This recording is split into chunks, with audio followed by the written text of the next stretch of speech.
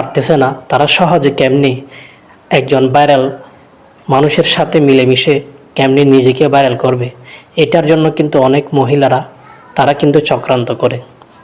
তো প্রিয়ার মা এই যে প্রিয়াকে বিপি ইমরানের কাছে দিয়ে আসলো কন্টেন্ট ক্রিয়েট বিষয়টা মানে শিকার জন্য, অর্থাৎ তারা মনে করেছে শিখতে পারলে এখান থেকে বিপি ইমরানের মতো তারাও টাকা ইনকাম করবে। এখানে মূলত হচ্ছে লোভ। তো লোভে পাপে যে মৃত্যু, এই বিষয়টা কিন্তু এখানে আসছে। এখন দেখেন, সবাই কিন্তু জানে বিপি ইমরানকে সবাই চিনে, বোকা জুনাইদের সাথে তাদের আগে থাকতে সুমাইয়া, এদের সাথে কিন্তু তারা সবসময় আমরা ভিডিও দেখতাম এবং তারা খুব সুন্দর ভিডিও করতো। বিপি ইমরান তার ওয়াইফকে নিয়ে ভিডিও করতো।